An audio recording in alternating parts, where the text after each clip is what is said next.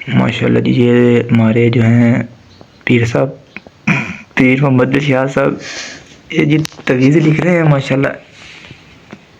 ये जनाब हमारे जो अल्लामा नईम साहब हैं जी, इनके जो बच्चे जो हैं ये जनाब पढ़ते नहीं हैं, तो जनाब इन्होंने जो है ये तवीज़ बनवाना था। तो ये हमारे अल्लामा दिलशाद साहब कह रहे हैं कि मैं आपको तवीज़ बना देता हूँ, लाओ।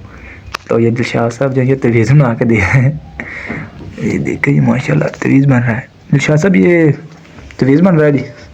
हाँ जी। तो माशाल्लाह जी, आप पहले भी कभी तवीज़ किसी को बना कर दिया है? नहीं जी। नहीं, तो फिर आप ये मतलब आप तवीज़ कैसे बना रहे हैं? वो नहीं, मुझे कहता कि तवीज़ लेना पीर साहब से, तो मुझे थोड़ी जल्दी, तो मैंने कहा मैं खुद बना दूंगा, इसलिए। तो ये इससे बच्चे फिर कैसे पढ़ेंगे यार? हम खुद नहीं पढ़ते, बच्चे कैसे पढ़ते?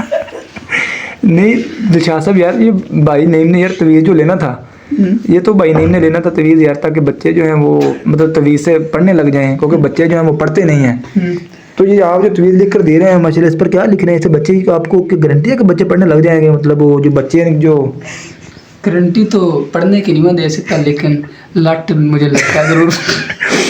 नहीं यार, ये मतलब वाकई आप तवीज़ जो है ये बच्चों को देंगे? नहीं मतलब अगर ये तवीज़ बच्चों को दे रहे हैं तो मतलब कि फिर तवीज़ आप मुझे भी लिख कर दे सकते हैं। किस लिए?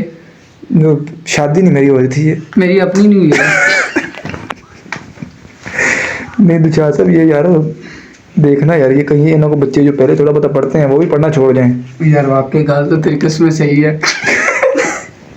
नहीं मैं मेरे को नहीं होना चाहिए थी। तो दिलशाद साहब ये फिर जो तवीज़ पर मतलब लिख क्या रहे हैं? ये क्या है यार, मुझे तो कुछ समझ नहीं आ रहा। ये तो आपने यार रोमन गिनती लिख दी है।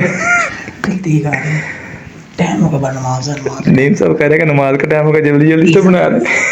बस मुझे देख यार, कसम यार कैत लिख दिया अपन यार, रब्बी शरह ली। जब आप इस पर आयत लिख रहे हैं कुरान पाक की, यानी कि आपको वो जो कहते हैं कि हर जो मसले का हल है वो कुरान पाक से होता है, तो मतलब आप उस जो है मसले को जो मद्देनजर रखते हुए आप जो तवीज़ बना के दे रहे हैं, यानी कि आपको इसकी कोई तो होगी गारंटी कि आपका ये तवीज़ काम करेगा? इंशाल्लाह ज़रूर करेगा, इंशाल्लाह ज़रूर करेगा। चलो जी, अगर तो ये आपका तवीज़ काम करता है तो जनाब फिर ऐसा करेंगे, हम भी आपसे तवीज़ बनाया करेंगे। ठीक हो गया, ठीक। A few moments later. लो जी, बाबा जी का नमाज का टाइम आ गया, नमाज पढ़ के आए हैं जिते तवीज़ तैयार हो गया जी। तवीज़ तीसरा तैयार होया माशाल्लाह। छोटा तवीज़ किसको देना है? तीन तवीज़ बने हुए हैं। तवीज़ ਜਿਹੜਾ ਥੋੜਾ ਪੜਦਾ, अच्छा ਥੋੜਾ ਜ਼ਿਆਦਾ ਪੜਦਾ ਉਹਨੂੰ ਦੇਣਾ, ਜਿਹੜਾ ਬਿਲਕੁਲ ਹੀ ਨਹੀਂ ਪੜਦਾ ਉਹਨੂੰ ਵੱਡਾ ਦੇਣਾ। जी ठीक है बाबा जी, ये किस चीज़ से देना है? पानी से देना है या गल से? ਸੁਬਾਹ ਨਾਲ ਖਾਲੀ ਪੇਟ ਨੂੰ ਚਟਣਾ। बाबा जी चट्टन लगी साहब को समझा नहीं। ਇਹ ਜਿਹੜਾ ਕੁਝ ਇਹਦੇ ਵਿੱਚ ਲਿਖਿਆ ਨਾ, ਫਿਰ ਉਹ ਅੰਦਰ ਬਤੌਰੇ ਤਬਰਕ ਜਾਂਦਾ ਰਹੂਗਾ, ਤੇ ਚੱਟ ਕੇ ਨੂੰ ਫਿਰ ਰੱਖ ਦੇਣਾ। ਠੀਕ ਹੈ बाबा जी बेइज्जती हाँ। करना फजर तो बाद। मसला ਇਹਨੂੰ ਨਿਕਲੇ ਪੇਟ, ਇਹਨੂੰ ਰੋਟੀ ਤੋਂ ਬਾਅਦ ਚਟਣਾ। तवीज़ थोड़ी ज़्यारत कराना बाबा जी, तवीज़ की ज़्यारत कराना। तवीज़ है जी, बाबा जी ने लिखे ना जी, बाबा जी का नाम है दिलशाद साहब। ओ माशाल्लाह बाबा। ਇਹ ਬਾਬਾ ਜੀ ਨੇ ਛੋਟਾ ਤਵੀਜ਼ ਲਿਖਿਆ ਹੈ, ਜਿਹੜਾ ਜ਼ਿਆਦਾ ਪੜਦਾ ਉਹਨੂੰ ਦੇਣਾ ਹੈ। जो ज़्यादा पढ़ता नहीं, ये तवीज़ तो उन्होंने वास्ते लिख रहे हैं जो पढ़ते नहीं है जी। नहीं ਇਹ ਕਹਿੰਦੇ ਜੀ ਉਹਨੂੰ ਵੀ ਦੇਣਾ ਜਿਹੜਾ ਜ਼ਿਆਦਾ ਪੜਦਾ ਹੈ, जब ज़्यादा पढ़ता ਉਹ छोटा ਕਮ ਪੜਨ ਵਾਸਤੇ। बाबा जी ये मैं देख रहा जी तवीज़ जी एक जिमें कि छोटा हैगा दाया जी, एक जिमें कि एक तवीज़ जो छोटा हैगा जी, एक तवीज़ जो बड़ा हैगा जी। ਹਾਂਜੀ। मैं ये कोई कारगर ਇਹ ਮੁਰੀਦ ਸਾਹਿਬ ਨੇ ਦੱਸਿਆ ਵੀ ਇੱਕ ਬੱਚਾ ਪੜਦਾ ਹੈ, हाँ जी हाँ जी, ਲੇਕਿਨ ਥੋੜਾ ਪੜਦਾ ਹੈ। थोड़ा पढ़ता है बिल। ਇਹ ਛੋਟਾ ਉਹਦੇ ਵਾਸਤੇ, ਆ ਵੱਡਾ ਜਿਹੜਾ ਅਸਲੋਂ ਹੀ ਨਹੀਂ ਪੜਦਾ, हाँ जी ਇਹ ਉਹਦੇ ਵਾਸਤੇ, ਉਹਨੇ ਸਿਰਫ ਇਹਨੂੰ ਚਟਣਾ ਵਾ। बाबा जी ये पानी वगैरह च घोल के पींदा वेख्या सी। ਨਹੀਂ ਉਹ 2 ਨੰਬਰ ਬਾਬੇ ਕਰਦੇ। बाबा जी ये तुसी मुस्कुरांदे क्यों हो जी? ਇਹ हमारी आदत है कुछ मुस्कुराना। अच्छा जी, ਹੁਣ ਇਹ ਜਿਹੜਾ ਤੀਸਰਾ ਤੁਸੀਂ ਬਾਬਾ ਜੀ ਇਹ ਤਵੀਜ਼ ਲਿਖ ਲਿਆ ਜੀ। ਹਾਂਜੀ।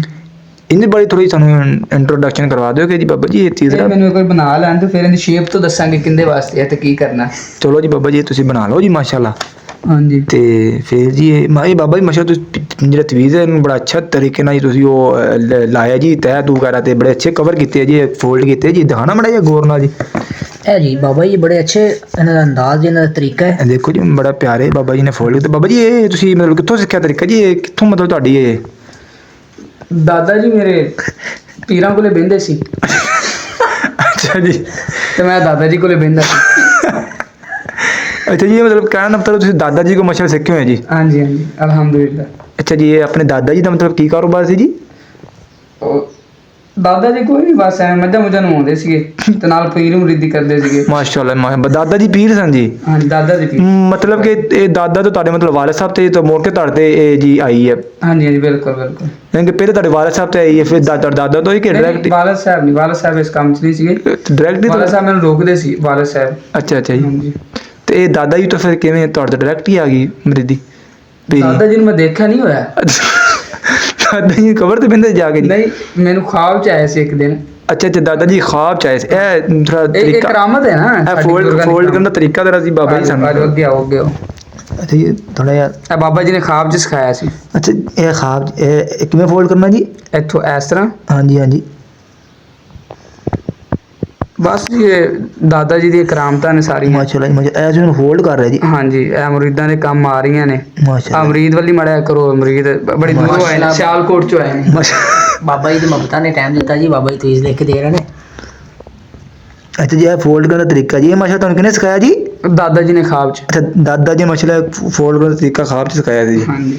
ਇਹ ਦਾਦਾ ਜੀ ਮਾਸ਼ਾਅੱਲਾ ਕਿੰਨੇ ਕੁ ਦੇਰ ਬਾਅਦ ਆਪਣੇ ਖਾਬ ਚ ਆ ਜਾਂਦੇ? ਵੈਸੇ ਜਿੱਦਾਂ ਮੈਨੂੰ ਜ਼ਰੂਰਤ ਹੋਵੇ ਮੰਗਾ ਲਈਦਾ। ਕਿ ਦਾਦਾ ਜੀ ਖਾਬ ਜੀ ਨੈਟ ਤੋਂ ਡਾਊਨਲੋਡ ਕਰੀਦਾ ਜੀ?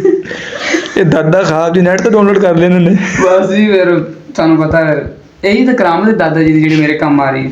ਲਓ ਬੇਟਾ। ਇਹ ਬਾਬਾ ਅੱਛਾ, ਜੀ ਨੇ ਮਤਲਬ- ਦੂਸਰਾ ਵੀ ਉੱਡਾ ਹੀ ਕਰਤਾ ਜੀ ਬਾਬਾ ਜੀ ਨੇ। ਮਾਸ਼ਾਅੱਲਾ ਜੀ, ਇਹ ਦੋ ਛੋਟੇ ਹੋ ਗਏ ਜੀ ਬਾਬਾ ਜੀ, ਇੱਕ ਵੱਡਾ ਗਿਆ ਥੋੜਾ। ਹੁਣ ਇਹਦੇ ਬਾਰੇ ਡਿਟੇਲ ਸਮਝਾ ਦਿਓ ਮਰੀਜ਼ ਸਾਹਿਬ ਨੂੰ, ਤਾਂ ਕਿ ਮਰੀਜ਼ ਸਾਹਿਬ ਪਰੇਸ਼ਾਨ ਨਾ ਹੁੰਦੇ ਰਹਿਣ, ਤਸੱਲੀ ਨਾਲ। ਉਹ ਨਹੀਂ, ਗੱਲ ਸੁਣ ਮੇਰੀ, ਉਹ ਗੱਲ ਸੁਣ, ਕੁਛ ਨਹੀਂ ਹੁੰਦਾ ਉਹਨੂੰ, ਕੁਛ ਵੀ ਨਹੀਂ ਹੁੰਦਾ, ਇਹਦਾ ਕੋਈ ਰੋਲ ਨਹੀਂ ਸ਼ੁ ਬੰਦਾ।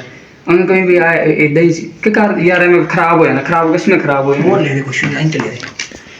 ਉਹ ਯਾਰ ਨਹੀਂ ਕੋਈ ਨਹੀਂ ਯਾਰ, ਟਾਈਮ ਥੋੜਾ ਪੀਰ ਸਾਹਿਬ ਜੀ, ਕੋਈ ਨਹੀਂ, ਵੀਡੀਓ ਬਸ ਬਣ ਗਈ ਜੀ। ਮਸਲਾ ਮੈਂ ਤੂੰ ਮੇਰੀ ਗੱਲ ਕਰਾ ਭਾਈ ਸਾਹਿਬ ਮੈਨੂੰ ਗੱਲ ਦੱਸ ਦਿਓ ਕੀ ਕਰਨਾ। ਅੱਛਾ, ਉਹਨਾਂ ਨੂੰ ਕਹਿਣਾ ਵੀ ਇਹ ਆ ਨਿਰਣੇ ਅੰਦਰ ਜਿਹੜੇ ਹੈ 3 ਬੱਚੇ ਆ ਨਾ, ਤਿੰਨਾਂ ਨੂੰ ਪਹਿਲੇ ਚਟਾਉਣੇ ਆ ਨਿਰਣੇ ਅੰਦਰ।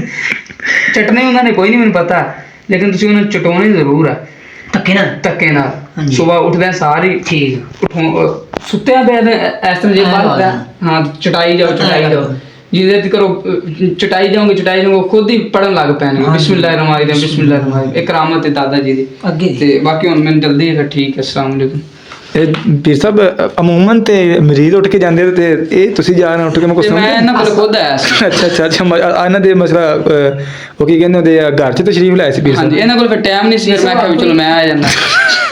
मुस्लिम के लिए पैगाम देना चाहते हो? मुसलमान के लिए पैगाम यही है कि आजकल के जो बाबे हैं वो मुल्क को लूट रहे हैं, बगैरत बाबे। इन सब के खिलाफ हूँ मैं।